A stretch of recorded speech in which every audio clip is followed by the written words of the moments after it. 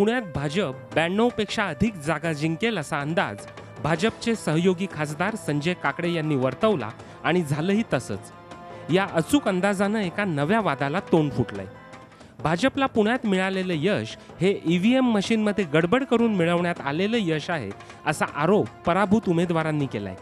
त्याचा निषेध म्हणून पुण्यात मोर्चाद्वारे ईव्हीएम मशीनची अंत्ययात्राही काढली गेली। 100% आम्हाला आता खात्री पटलेली आहे, कारण की नाशिकवरनं, अमरावतीवरनं आणि बऱ्याच ठिकाणवरनं तिकडचे जे नागरिक आहेत, तिकडचे जे उमेदवार आहेत, त्यांना जो काही एव्हिडन्स सापडलेला आहे तो आम्हाला पुण्यापर्यंत देण्याची त्यांनी व्यवस्था केलेली आहे। पण एवढं नक्की की आम्ही ह्या संदर्भात कायदेशीर लढा देणार आहोत आणि या भाजप सरकारने ज्या पद्धतीने सत्ता मिळवायचा प्रयत्न केला तो आम्ही हाणून पाडणार आहे। आणि ह्या संदर्भात जर रिइलेक्शन घेण्याची तर आमची सगळ्यांची मागणी आहे। आम्ही आलोय फसवलं गेलो म्हणून, आणि आम्हाला फसवल्याचं दुःख नाही। आम्हाला मत दिलेल्या जनतेला ज्यांनी फसवले त्याला आम्हाला आता धडा शिकवायचा आहे आणि फेर निवडणूक होणारच। ईव्हीएम मशीनवर आक्षेप घेतले जात असतानाच मतमोजणीतही गोंधळ झाल्याचा आरोप आरटीआय कार्यकर्त्यांनी केलाय।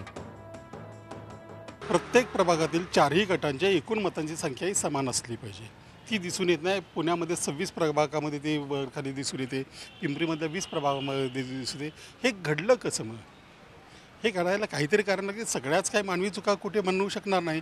आणि ईव्हीएम मशीनमध्ये किंवा काउंटिंग मशीनमध्ये एका मताचा जरी फरक असला तरी तो एक अत्यंत मोठा घोटाळा म्हणून समजलं पाहिजे आणि त्याची चौकशी झाली पाहिजे। पुणे महापालिकेचे आयुक्त कुणाल कुमार यांनी मात्र हे सर्व आरोप फेटाळून लावलेत।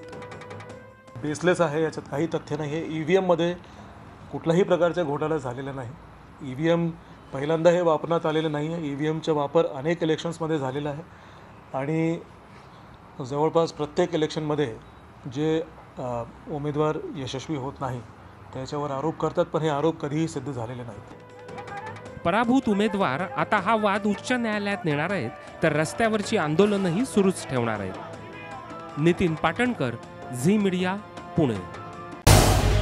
झी 24 तास रहा एक पाऊल पुढे।